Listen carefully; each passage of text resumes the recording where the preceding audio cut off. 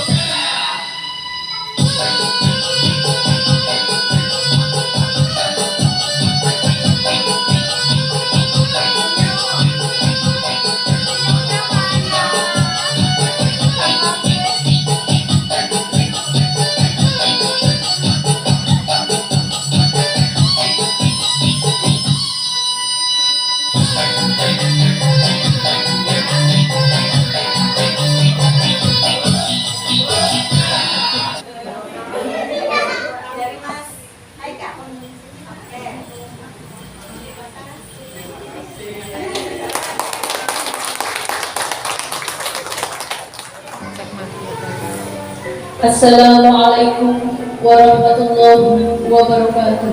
Waalaikumsalam warahmatullahi wabarakatuh. Kepada yang terhormat pengawas TK SD Kecamatan Wanasari, yakni Bapak Haji Siswa Utomo MPJ, yang kami hormati pengajar praktek calon guru penggerak, yakni Bapak Zain Rofiq SPD dengan Bapak Dani Nurdiansah Eskom. Yang kami hormati Kepala Sekolah TK Pertiwi Jukuningi, yakni Sumiati SPD Aum.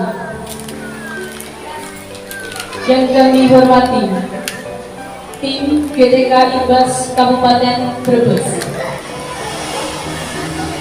Pertama-tama marilah kita panjatkan puji syukur kehadirat Allah Subhanahu wa Ta'ala yang pada kesempatan hari ini kita dapat mengikuti kegiatan diseminasi program pendidikan calon guru penggerak Angkatan 4 Kabupaten Brebes dengan sosialisasi modul 1.1 tentang filosofi pendidikan di Hajar Dewantara dan modul 1.4 tentang budaya positif. Salawat dan salam tetap tercurahkan kepada Nabi Muhammad SAW. Acara yang pertama, pembukaan. Acara yang kedua, menyanyikan lagu Indonesia Raya. Acara yang ketiga, sambutan-sambutan.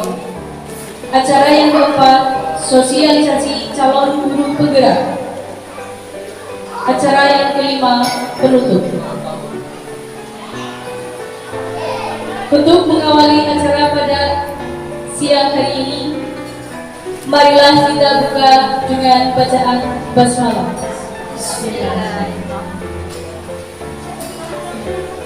Untuk acara yang kedua, menyanyikan lagu Indonesia Raya yang akan dipimpin oleh Ibu Mutoah dari TK Aisyah Tanjung Sari. Padanya dipersilakan. Hadirin dimohon berdiri.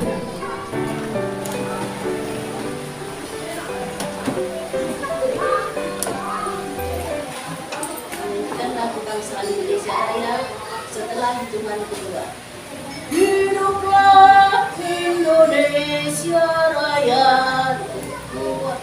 Indonesia tanah airku, tanah tumpah darahku. Di sanalah aku berdiri, jadi pandu ibuku. Indonesia kebangsaan. Sambutan yang pertama yang akan disampaikan oleh pengawas TKSD dalam hal ini Bapak Haji Siswo Utomo MPD. Kepadanya kami persilahkan. Bersama orang ibu-ibu semua, ibu-ibu kalau bergerak tentang apa yang harus dilakukan, ya.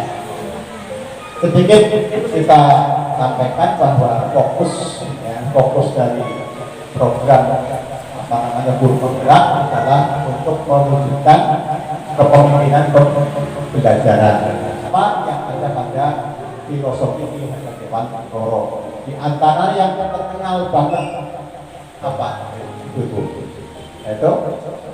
apa Tuturi ing ngarso sumturodo ing madyo manguntaso tuturi saya.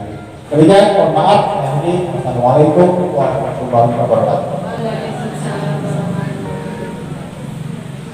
Sambutan selanjutnya dari Kepala TK Pertiwi Kukuringin yang akan disampaikan oleh Hajar Sumiati SPD AU.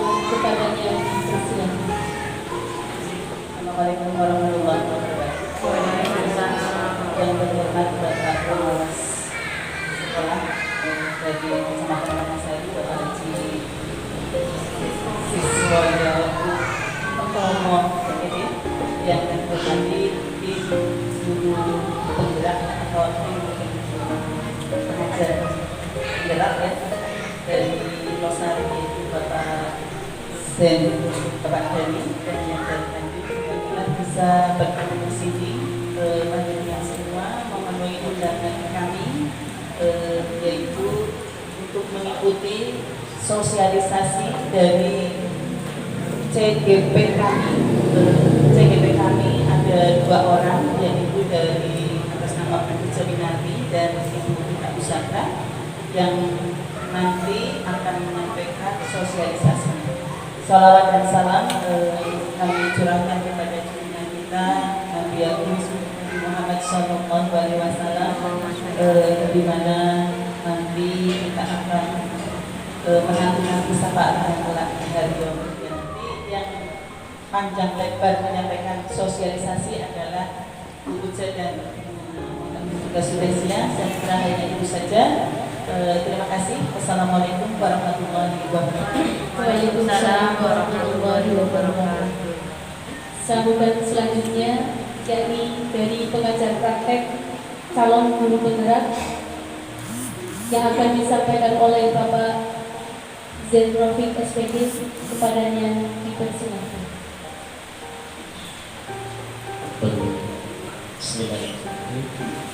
Assalamualaikum warahmatullahi wabarakatuh. Pertemukan dengan rasa sangat-sangat bahagia sekali. Mungkin baru di CGP kami, yaitu Bu dan Bu kita yang mengadakan pertemuan pada hari ini. Saya akhiri hidayah. Wassalamualaikum warahmatullahi wabarakatuh. Selanjutnya tari profil pelajar Pancasila yang akan ditampilkan oleh anak-anak TK Pertiwi. Berikan aplaus untuk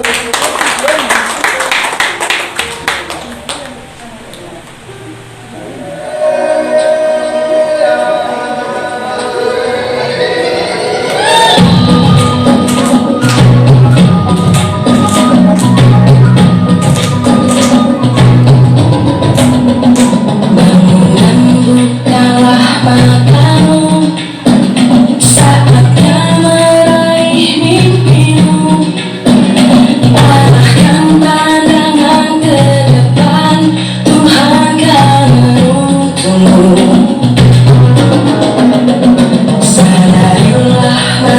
berganti, tantangan yang kita hadapi, bergandeng tangan untuk negeri, era kita menanti berseri. Kita belajar Pancasila, kita bernafaskan sila-silanya. Kita belajar Pancasila, ayo kita jaga untuk Indonesia. Bersatu dalam perbedaan, berpegang tangan berlari. Singkirkan egomu, oh kawan, demi negeri.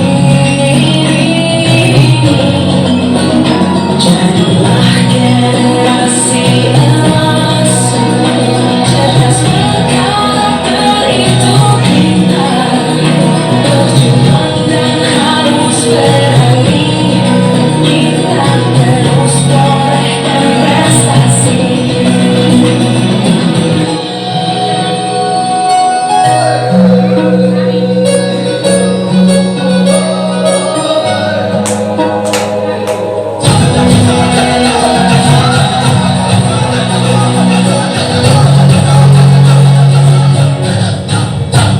Kita belajar Pancasila, kita bernafaskan sila-silanya.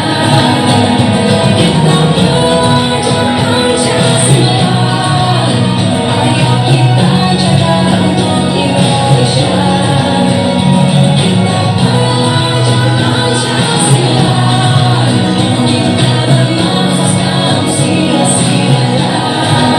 Kita belajar Pancasila, ayo kita jaga untuk Indonesia.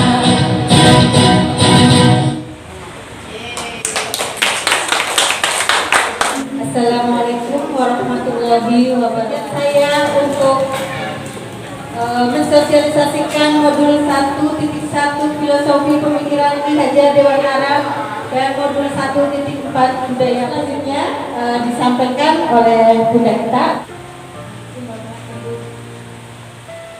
Kembali lagi saya ucapkan salam. Assalamualaikum warahmatullahi wabarakatuh. Waalaikumsalam warahmatullahi wabarakatuh. 1.1 yaitu filosofi pendidikan menurut Ki Hajar Dewantara. Untuk poin yang ketiga adalah berpihak pada anak. Jadi berpihak pada anak itu maksudnya bebas dari segala ikatan, dengan suci hati mendekati anak, bukan untuk meminta sesuatu hak, melainkan untuk berhamba pada sang anak. Ya, ini menurut Ki Hajar Dewantara. Jadi maksudnya di sini adalah kita itu sebagai guru harus menghamba pada anak, ya. Seperti yang dikatakan tadi sama Bunda Uja, bahwa memberi kebebasan kepada anak, hak mereka untuk merdeka belajar. Kalau istilahnya di PAUD ya, di kelompok bermain atau TK itu merdeka bermain. Seperti programnya dari kemitraan Bunda Uja kemarin itu sangat berkaitan erat dengan pemikiran filosofi Ki Hajar Dewantara. Untuk selanjutnya adalah menurut Ki Hajar Dewantara, beliau itu tidak setuju dengan prinsip tabula rasa, ya. Jadi anak itu bukan tabula rasa. Tabula rasa itu sendiri artinya bahwa anak itu yang dilahirkan masih seperti kertas putih, masih kosong, masih bersih, suci. Yang menjadikan anak itu baik atau buruk adalah lingkungan. Nah, ini sangat tidak sepaham dengan pemikiran Ki Hajar Dewantara, karena menurut beliau anak itu bukan tabula rasa. Masing-masing sudah mempunyai coretan. Nah, kita sebagai guru itu tinggal menebali seperti yang disampaikan tadi, bahwa anak itu sudah membawa kodratnya dari lahir. Ini adalah bunyi pekerti. Bunyi pekerti itu berupa cinta atau pikiran, rasa atau perasaan, kemudian rasa atau kemauan. Pekerti itu berupa tenaga. Selanjutnya adalah pemaparan mengenai modul 1.4 mengenai budaya. Pada modul 1.4 mengenai budaya positif, yang poin keempat adalah mengenai kebutuhan dasar manusia. Nah, selain tadi ada beberapa keyakinan kelas, materi tentang keyakinan kelas, yang keempat ini mengenai kebutuhan dasar manusia. Perlu kita ketahui terlebih dahulu bahwa biasanya anak melanggar sebuah keyakinan kelas atau yang biasa kita sebut adalah peraturan sekolah itu karena salah satunya karena mereka ada beberapa yang belum terpenuhi kebutuhan dasarnya. Nah, kebutuhan dasar manusia itu apa? Ini menurut Dr. William Glaser itu menyatakan bahwa seluruh tindakan manusia itu memiliki tujuan tertentu. Semua yang dilakukan adalah usaha terbaik untuk mendapatkan apa yang mereka inginkan. Ketika mendapatkan apa yang diinginkan, sebetulnya saat itu sudah memenuhi satu atau lebih dari satu kebutuhan dasar. Ketika seorang murid melakukan suatu perbuatan yang bertentangan dengan nilai-nilai kebajikan atau melanggar peraturan. Nah, hal itu sebenarnya dikarenakan mereka itu gagal memenuhi kebutuhan dasar. Ini adalah kebutuhan dasar manusia. Kebutuhan dasar manusia itu ada 5. Yang pertama ada cinta dan kasih sayang, yaitu kebutuhan untuk diterima. Jadi setiap manusia itu pasti ya Bu membutuhkan cinta dan kasih sayang untuk diterima. Dalam konteks pembelajaran di sekolah mengenai anak ya Bu, cinta dan kasih sayang didapatkan tidak hanya dari guru, tetapi dari lingkungan belajarnya atau dari teman-temannya, dari kelompoknya. Kemudian kebutuhan dasar yang kedua adalah kebutuhan bertahan hidup, itu pasti ya Bu. Kemudian adalah penguasaan atau kebutuhan pengakuan atas dasar pengakuannya saat berhadapan dengan murid. Kemudian dalam komponen kelas, posisi guru itu dapat dikatakan sebagai penggerak utama. Nah, hal ini itu mewujudkan juga adanya kontrol guru dalam proses belajar mengajar. Nah, ini untuk posisi kontrol guru ada 5 Bu. Ini posisinya ada 5. Yang pertama itu guru sebagai penghukum. Ada ibu-ibu di sini yang posisinya sebagai penghukum? Ada. Yang kedua adalah posisi guru membuat rasa bersalah. Ya. Jadi cirinya adalah tindakan yang biasanya dilakukan itu guru itu mendiamkan, menceramahi atau membuat murid itu merasa bersalah. Misalnya ada yang membuang sampah sembarangan. Guru itu biasanya akan menyampaikan ini kata-katanya. Bunda sangat kecewa sama kamu. Kalau kamu seperti itu lagi, Bunda nggak mau berteman sama kamu lagi. Pasti deh Ibu, kalau kita itu memposisikan guru sebagai posisi yang kedua ini, membuat rasa bersalah, ya nanti kita cari lagi posisi yang tepat untuk kita itu yang mana. Kemudian posisi guru yang ketiga adalah guru sebagai teman. Nah, guru sebagai teman itu biasanya tindakannya adalah buat memaklumi. Nah, biasanya seorang guru akan menyampaikan seperti ini. Misalnya ada salah satu murid yang terlambat ke sekolah.